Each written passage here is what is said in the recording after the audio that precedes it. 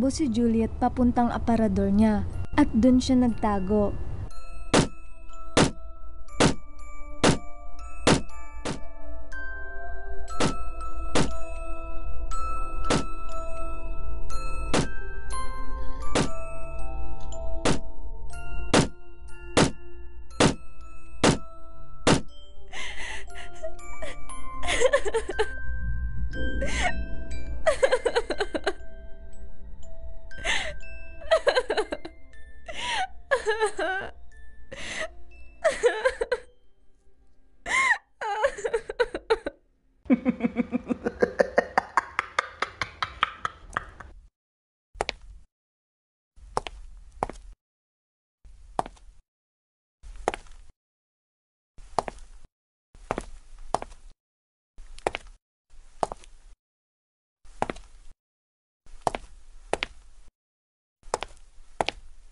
Juliet, nasan ka na? Huwag ka matakot. Magkakaroon tayo ng kasiyahan ngayong gabi.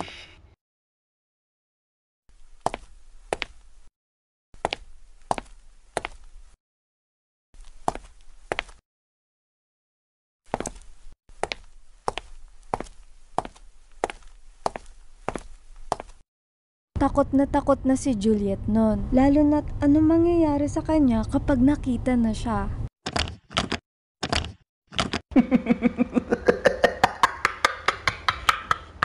Juliet, alam kong nandyan ka. Buksan mo para kay Santa. Buksan mo bago pa na ako magbukas niyan para sa'yo.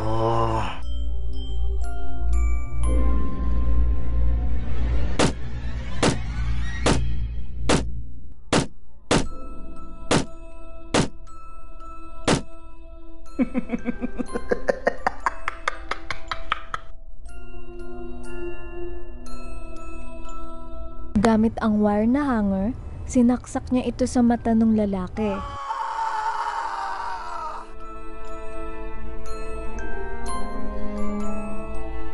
Sa sobrang galit niya, hinila niya buhok ni Juliet. Pinagsisipa niya, kinaladkad niya, at tinulak niya sa sahig.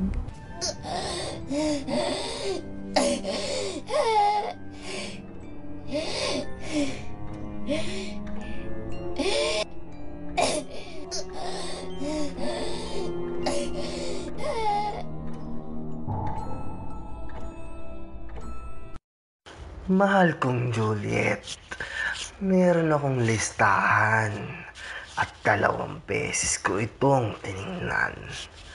Nandito ako para magdesisyon kung naging mabait ka ba o hindi. Sumigaw ka lang ng sumigaw at magmakaawa.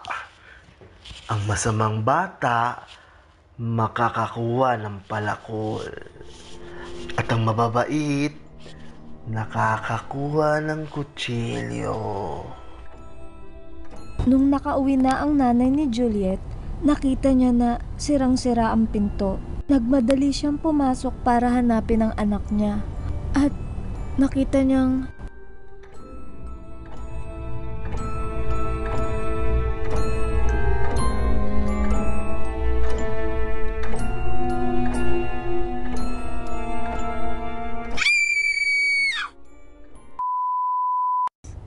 hindi pa umuuwi mami ko. Kaya pakiusap, umalis na po kayo.